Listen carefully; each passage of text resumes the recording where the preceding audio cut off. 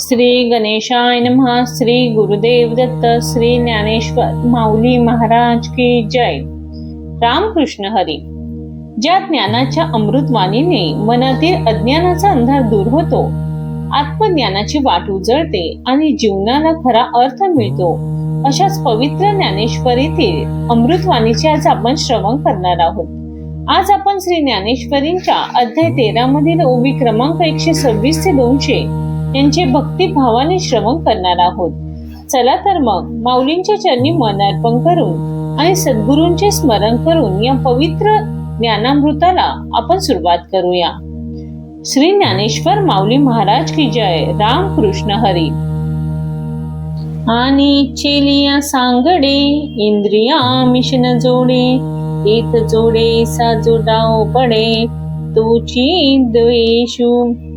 आणि इच्छा केल्याप्रमाणे इंद्रियांना इच्छित विषय प्राप्त न होणे अशी स्थिती घडून आली, तेथे उत्पन्न होणारी जी वृत्ती तिला द्वेष असे म्हणतात. आता यावरी सुख ते एव विध देख, जेने एकेची अशेख विसरे जीव. आता यानंतर सुख ते या प्रकारचे आहे, ते असे समज की ज्या एकाच्या योगाने सर्व जीव विसरून जातो. मनामाचे काय जे आपुलिया नवाये, देह स्मृतीची त्राये मोळीत जे मनाला, वाचेला आणि कायेला आपली शपथ घालते, व्यापार बंद करते आणि जे देह स्मृतीचे बळ मोडीमध्ये काढते. जयाचे निजारे पणे पांगुळा होई जे प्राणे, सात्विकाची दुने वरीही लाभू. जे उत्पन्न झाले असता प्राण पांगळा शांत होतो आणि सात्विक वृत्ती पूर्वीपेक्षा दुपटीने वर चढत जाते. का आघवियाची इंद्रिय वृत्ती, हृदयाची एकांती थापटुने सुषुप्ती आणि जे का. किंवा सर्व इंद्रियांच्या अंतःकरणाच्या ठिकाणी स्थिर होऊन त्यांना सुषुप्तीसाठी स्तब्ध अवस्था प्राप्त होते. किंबहुना सोये जीव आत्मयाची लाहे, तीत जे होई तया नाम सुखम. किंबहुना ज्याची सुखाची प्राप्ती म्हणजे जीवाला आत्मलाभ होणेच आहे, अशी जी स्थिती त्याला सुख असे म्हणावे. आणि हे अवस्था न जोडता पाथा, जी जे तेची सर्वथा दुःख जाणे. आणि अशा अवस्थेच्या अभावी चालू असलेला जीवनक्रम ते दुःख असे. ते मनोरथ संगे नव्हे, एरवी सिद्धी गेलीची आहे, हे दोन्हीची उपाय सुख दुःखासी. ते सुख इच्छेच्या उत्पत्तीने मनोरथाने भंग पावते आणि ती उत्पन्न झाली नाही तर इच्छाभाव सहज सिद्ध असते. अशा प्रकारे इच्छाभाव आणि इच्छेची उत्पत्ती ही सुखाची कारणे आहेत. आता असंगा साक्षीभूता, देही चैतन्याची जे सत्ता, ते नाम पंडू सुता चेतना येथे. आता आणि सर्व साक्षीभूत जे ब्रह्म चैतन्य, त्याची देहातील असणारी जी सत्ता ती अर्जुना चेतना, जे खोनीवरी उभे जागे शरीरे, जे ती अवस्थांत पालटेना. जी नखापासून केसाच्या टोकापर्यंत शरीरात सतत जागी, ती तीनही अवस्थे जागृती, स्वप्ने आणि सुषुप्ती एकरूपच असते, पलटत नाही. मन बुद्ध्यादी आघवी जी चैनी टवटवी, प्रकृती वन माधवी सदांची जे. ज्या चेतनेमुळे मन, बुद्धी इत्यादी टवटवीत अथवा जिवंत आहेत आणि जिने माया अज्ञान रूप अरण्य जडाजडी अंशी रहाटे जे सदिसी, ते चेतना गा तुझसी लटके नाही. आणि स्थावर जंगमात जड आणि चेतन वस्तू जी सारखीच व्याप्त आहे ती चेतनाच आहे, यात शंका नाही. राव परिवारुनेने आज्ञाची परिचक्र जिने, का चंद्राचे निपूर्णपणे सिंधू भरती. राजाला आपल्या सैनिकांची ओळख नसताना सुद्धा परचक्रामध्ये आक्रमण त्यांच्या आज्ञेने दूर होतात किंवा पूर्ण चंद्रोदयाने समुद्राला जशी भरती येते. नाना भ्रामकाचे सानिध्यान लोह करी सचेतन का सूर्य चंगुष्टन चेष्टवी गाम. किंवा लोह चुंबक जवळ येतात जड असलेले लोखंड सचेतन होते, अथवा लोकांच्या व्यवहाराला सूर्याचा प्रकाश जसा कारणीभूत होतो. अगामुख मेळेविन पिलियांचे पोषण करी निरीक्षण कुर्मी जेवी. किंवा तोंडाचा स्पर्श न करता कासवी जसे आपल्या पिल्लांचे रक्षण केवळ दृष्टिक्षेपाने करते. आथती आपरी आत्मसंगती शरीरी सजीवत्वाचा करी उपेगू जडाम. अर्जुना, त्याप्रमाणे या शरीरातील आत्मचेतनेमुळे जडाचा सजीवत्वासारखा उपयोग होतो. अंगती ते चेतना मनिपे पै अर्जुना आता धृती विवंचना भेदू एकम. अर्जुना, तिला चेतना म्हणतात. आता धृती विषयक विचार आणि भेदाईक. तरी भूता परस्परे उघड जाती स्वभाव वैरे नवे पृथ्वी ते निरे ननाशीचे. तर पंच महाभूतांचे परस्परांशी उपजतच वैर आहे. पाणी हे पृथ्वीचा नाश करत नाही काय? निराते आटी तेज तेजा वायुसी झुंज आणि गगन तव सहज वायू भक्षी. पाण्याचे शोषण तेज करते आणि तेजाचे आणि वायूचे वाकडे असून तो त्याला खातो, आणि आकाश तर वायूचाही ग्रास करते.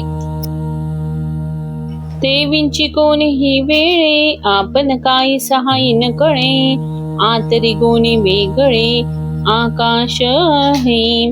त्याप्रमाणे कोणत्याही काळी आपण किंचितही लिप्त न होता सर्व पदार्थ व्यापून आकाश पुन्हा जसे निराळे असते. ऐसी पाचही भूते न साहती एकमेकांते किती येती एकाते देहासी येती. असे स्वभाव वैर असलेली ही पाचही भूते देहामध्ये एकोपाने मिळते घेऊन नांदतात.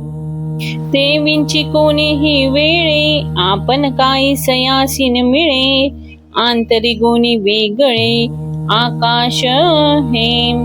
त्याप्रमाणे कोणत्याही काळी आपण किंचितही लिप्त न होता सर्व पदार्थ व्यापून आकाश पुन्हा जसे निराळे असते. द्वंद्वाची उखी विखी सोडणी वस्ती एकी एकांते पोखी निज गुणे गाम. इतकेच नाही तर पूर्वीचे वैर टाकून एकत्र राहून आपापल्या गुणांनी एकमेकांचे पोषणच होईल असे सहकार्य करतात. ऐसे न मिळे तया साजने चळे धैर्य जेणे तया नाव म्हणे धृती मी गाम. अशी न होणारी मैत्री ज्या धैर्याच्या सामर्थ्यावर होते त्याला आम्ही धृती असे म्हणतो. आणि जीवेसी पांडवा या 36 मेळावा तो हा येत जाणावा संघातू पैगाम. आणि अर्जुना, जीवांशी या 36 तत्वांचे असणारे जे ऐक्य त्याला संघात असे म्हणतात. एव 36 ही भेद सांगितले तुझ विशद यया एतुलिया ते प्रसिद्ध क्षेत्र म्हणिजे. याप्रमाणे तुला 36 ही तत्वांची फोड करून सांगितली आणि या सर्वांसह जे प्रसिद्ध आहे त्याला क्षेत्र असे म्हणतात. रथांगाचा मेळावा जे वीर तू म्हणजे पांडवा का अर्धोर्ध्व अवेवा नाव देहो. रथाचे सर्व भाग मिळून जसा रथ होतो किंवा खालपासून वरपर्यंतच्या अवयवांनी होणारा तो जसा देह होय. करी तुरंग समाजे सेना नाम निपजे का वाक्य म्हणे पती पुंजे अक्षरांचे. हत्ती, घोडे, रथ आणि पायदळ मिळून जशी सेना होते किंवा अक्षरांच्या समुदायाला जसे वाक्य म्हणतात. काजळ रंधाचा मेळावा, वाच्य होय आभाळा, नाना लोका सकळा, नाम जगम. किंवा अनेक ढगांच्या जमावाला जसे आभाळ म्हणतात किंवा संपूर्ण लोकवस्तीला जसे जग म्हणतात. का स्नेह सूत्र म्हणणे, वेळू एकीची स्थानी, धरिजे तो जने दीप होय. किंवा तेल, वात आणि अग्नी हे एके ठिकाणी आले म्हणजे त्याला दिवा असे म्हणतात. तैसी 36 ही तत्वे, मिळती जेने तत्वे, देणे समूह परत्वे, क्षेत्र म्हणे प्रेम. त्याप्रमाणे ही 36 ही तत्वे जिथे एकत्र नांदतात त्यांच्या त्या समूहाला क्षेत्र असे म्हणतात. आणि वाहतेनी भौतिके, पाप पुण्ये थे पिके, मनोनी आम्ही कौतुके, क्षेत्र म्हणो. आणि या भौतिक शरीराद्वारा घडणाऱ्या व्यापाराने जिथे पाप आणि पुण्य मिळतात, उत्पन्न होतात, म्हणून आम्ही त्याला कौतुकाने क्षेत्र, शेत असे रूपकाने म्हणतो. आणि एकाचे निमते, देहमंती ययाते, परियसो हे अनंते, नामे ययाम. काही याला देह म्हणतात, पण हे असो, याला अनेक नावे आहेत. मय परतत्वारून ते, स्थावरातून ते, जे काही होते जाते, ते क्षेत्रची हे. किंवा परब्रह्म वस्तूच्या अलीकडील आणि स्थावरच्या मध्ये ज्यांचा अंतर्भाव होतो, असे यच्छ यावत उत्पन्न होणारे आणि जाणारे चराचर पदार्थ, अनात्म पदार्थ हे सर्व क्षेत्रच होय. परी सूर नर उरगे, घडत आहे योनी विभागी, ते गुण कर्म संगी पडिले साते. परंतु भिन्न गुण आणि कर्म यांच्या योगाने जे देव, मनुष्य, सर्प इत्यादी योनीमध्ये जन्म घडतात, ते क्षेत्रच होय. हेच गुण विवंचना, पुढा मनी पेल अर्जुना, प्रस्तुता तुझ ज्ञाना रूप दाऊ. हे गुणाधिकांचे वर्णन तुला पुढे अध्याय 14 सांगेन. आता तुला ज्ञानाचे रूप सांगतो. तव सविस्तर, सांगितले सविकार, म्हणून आता उदार, ज्ञान ऐके. क्षेत्राचे तर सविस्तर आणि सविकार वर्णन केले. आता उदार, श्रेष्ठ जे ज्ञान आहे ते ऐक. नरकती सिद्धींची चाड, न धरती रुद्धींची भीड, योगायसे दुवाड, हेळ सीती. सिद्धीची चाड बाळगत नाही, वृद्धींची भेट ठेवत नाही किंवा योगासारख्या साधनांचीही ते पर्वा करत नाहीत. तपोदुर्गे ओलांडित, क्रतू कोटी ओवांडित, उलथुनी सांडित, कर्म बल्ली. ज्यासाठी कठीण तपे ओलांडून कोट्यावधी यज्ञ ओवाळून टाकून कर्मकांड रूपी वल्ली उपटून टाकतात. नाना भजन मार्गी, धावत उघडी अंगी, एक रिगताती सुरंगी, सुषुम्नेची. कित्येक उपासना मार्गे उघड्या अंगानेच वागतात, काही सुषुम्नेच्या गुप्त मार्गाने जातात. ऐसी जे ज्ञानी, मुनीश्वरांची उतानी, वेद तरुच्या पानवानी हिंडताती. ज्या ज्ञानाच्या प्रबळ इच्छेने मोठे मोठे ऋषीमुनी वेदादी ग्रंथातून त्याचा शोध घेतात. देन गुरु सेवा, या बुद्धी पांडवा, जन्मशतांचा सांडवा टाकीत जे. गुरुची सेवा केल्याने ज्याची प्राप्ती होईल आणि भावनेने तीच वरून शेकडो जन्माची पुण्याई ओवाळून टाकतात. जया ज्ञानाची रिगवणी, अविद्येने आणि जीवात्मया बुझावणी मांडुनी दे. ज्या ज्ञानाची प्राप्ती झाली असता अविद्येचा नाश होऊन जीव आणि आत्मा याच विषयी समजूत पडते. जीवित्व मिथ्या असून आत्मा किंवा ब्रह्म हे जीवाचे तात्विक स्वरूप आहे असे पडते. जे इंद्रियांचे द्वारे आणि प्रवृत्तीचे पाय मोडी, जे दैन्याची फेडी मानसांचे. जे मिळाले असता इंद्रियांची विषय भोगाकडे असलेली धाव बंद होते, कर्म मार्गाकडे इच्छा लुळी पडते आणि मनाचे दैन्य दारिद्र्य हे नाहीसे होते. द्वैताचा दुकाळू पाहे, साम्याचे सुयाने होय, जया ज्ञानाची सोयी ऐसे करी. ज्या ज्ञानाची प्राप्ती झाली असता द्वैताचा दुष्काळ अभाव होऊन सर्वत्र अद्वैत्याचे साम्याचे साम्राज्य होते. मदाचा ठाऊची पुसी, जे महामोहा ते ग्रासी, नेदी आप परुएसी भाशुरो.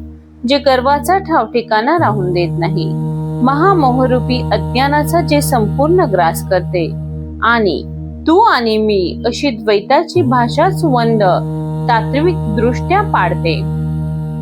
जे संसाराते उन्मळू, संकल्प पंखू पाखाळी, अनावरांते वेटाळी नेयाते जे. जे संसाराचा कारणासहित समूळ उच्छेद करताय, संकल्परूपी मल धुवून काढते आणि अमर्याद एकमेव असे जे ज्ञेय ब्रह्मवस्तू वस्तूची भेट करून देते. जयाचे नी झालेपण, पांगुळा होई जे प्राणे, जयाचे नी बिंदाने जे गहे चेष्टे.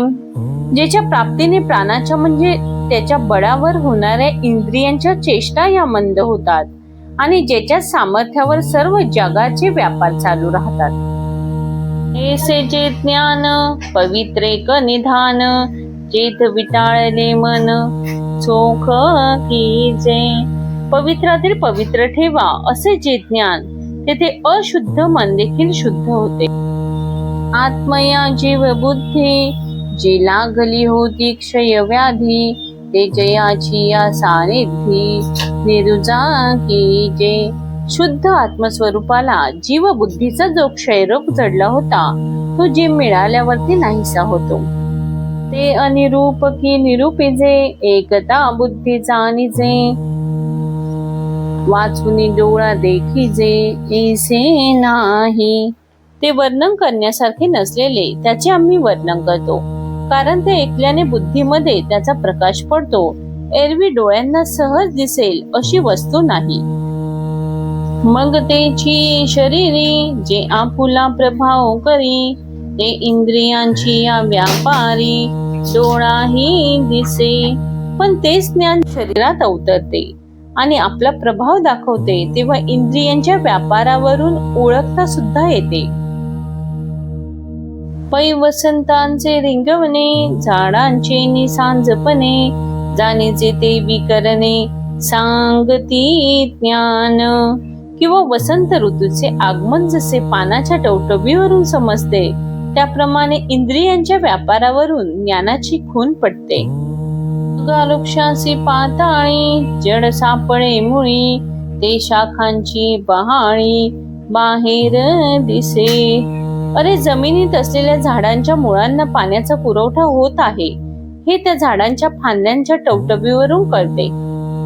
का भूमीचे मार्दव, सांगे कोभाची लवलव, नानाचार गौरव सुकुली नाचे. जमिनीत मृदूपणा आहे हे कुंभाच्या सतेजपणावरून कळते, अथवा मनुष्याच्या श्रेष्ठ आचरणावरून त्याचे कुलीनत्व कळते, अथवा संभ्रमाची आयती, स्नेहो जैसा व्यक्ती, का दर्शनाची प्रशस्ती पुण्य पुरुष.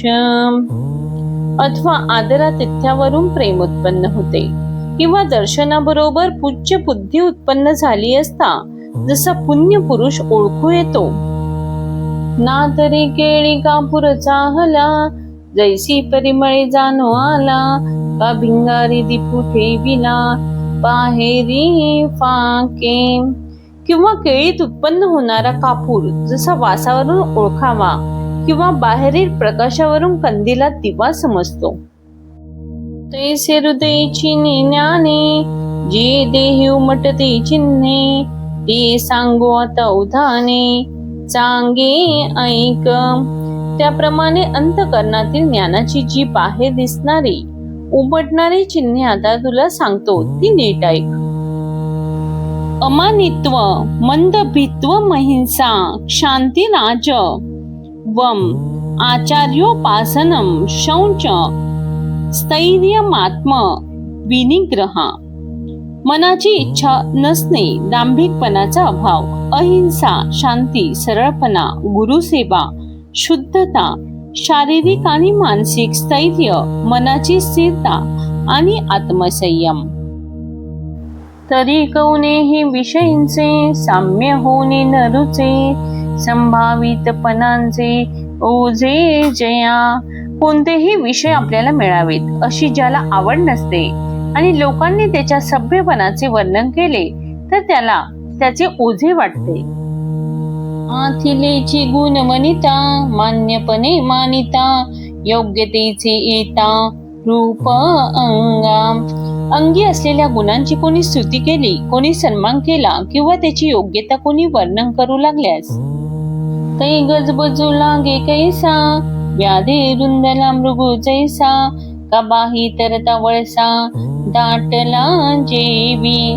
व्याधाने अडवलेल्या हरणाप्रमाणे किंवा पोहताना भोवऱ्यात सापडलेल्या माणसासारखा तो घाबरा होतो.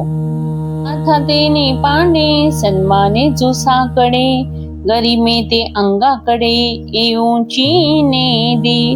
अर्जुना त्याप्रमाणे तो सन्मान करताना कष्टी होतो आणि जो आपल्याला मोठेपणा कधी येऊच देत नाही. चता डोळ्यान देखावी, स्वकीर्ती कानी नायकावी, हा अमुकायसी नोहावी, सेची लोकाम. लोकांनी आपली पूजा करावी हे ज्याला सहन होत नाही, आपली स्तुती ऐकण्यास जो कधी तयार नसतो किंवा हा अमुक एक विशिष्ट प्रकारचा मनुष्य आहे अशी लोकांना दादही नसावी अशी ज्याची इच्छा असते. तीर्थ सत्काराचे जे गोठी, के आदरा देईल भेटी, मरणेशी साठी नमस्कारिता. तिथे तो आपला सत्कार करून घेईल ही गोष्टच कशाला किंवा आदराची, आणि त्याची गाठ तरी कशी पडणार. त्याला कोणी पूज्य भावाने नमस्कार केला तर त्याला मेल्यासारखे वाटते. वाचस्पतीचे निपाडे, सर्वज्ञता तरी जोडे, परिपेडिवे माझे दडे, महिमे भेने. बृहस्पती सारखी विद्वत्ता अंगी असली तरी जो वेड पांघरून असतो कारण आपले महत्व वाढेल याला तो भीत असतो. चातुर्य लपवी, महत्व हरवी, पिसेपण मिरवी आवडोनी. आपले कसब चोरून ठेवतो, आपले महत्व लोकांच्या नजरेत येऊ देत नाही आणि मोठ्या प्रेमाने पिसाटाप्रमाणे राहतो. लौकिकेचा उद्देगू, शास्त्रावरी उबगू, उगेपणी चांगू आती भरू. त्याला लौकिकाचे दुःख वाटते आणि शास्त्रीय चर्चेचाही कंटाळा असतो. उगीच एकटे एकांतात असावे हे त्याला फार प्रिय असते. जगे अवज्ञाची करावी, संबंधी सोयची न धरावी, ऐसी ऐसी जीवी चाड बहु. लोकांनी आपल्या भाषणाचा अवहेर करावा, संगी संबंधीची संगत नसावी वगैरेंची त्याला मनापासून आवड असते. ते पण बाणे अंगी हिनाव खिवणे, नेतेची करणे बहुत करुणी. नम्रपणा फार आवडतो. कोणी निंदा केली तर बरे वाटते आणि बहुत करून कोणी बरे म्हणणार नाही असाच तो वागतो. हा जितू नानो हे लोककल्पीने भावे, तैसे जिने होआवे ऐसी आशा. आपण जिवंत आहोत का मेले आहोत याची कोणी चौकशी करू नये आणि तसे असणेच उत्तम असे ज्याला वाटते. पैचाल तू का नोहे, की वारे निजा तू आहे, जनायसा भ्रमू जाये तैसे होईजे. हा चालत आहे की उभा आहे अथवा याला वारा लेटीत आहे असा लोकांना भ्रम पडावा असे वागावे. माझे असते पण लोपो, नामरूप हरपो, मज झने वासिपो भूत जात. प्राणी मात्राला माझ्यापासून कदाचित भय वाटेल म्हणून माझे अस्तित्व कोणाला समजू नये आणि माझ्या नामरूपाची वार्ताही नसावी. ऐसी जयाची नवसी जो नित्य एकांता जातु जाये, नामेची जो जिये बीजनाचेनी. ही स्थिती जो नवस करून मागतो, जो नित्य एकांतात असतो, तो नावाला जिवंत आहे एवढेच, तो अरण्यवासीच खरा.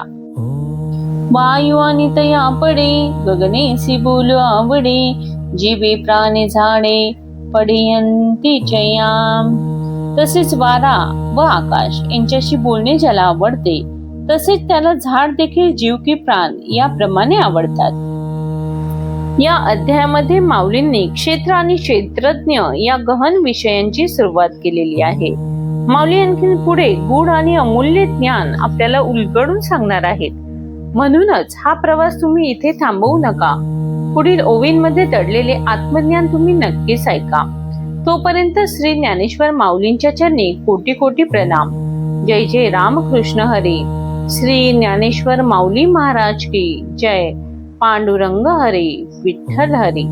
हा अध्याय आवडला असेल तर व्हिडिओला लाईक करा आणि आपल्या प्रिय जनांपर्यंत शेअर करा आणि सद्गुरु भक्ती मराठी चॅनेलला नक्की सबस्क्राईब करा.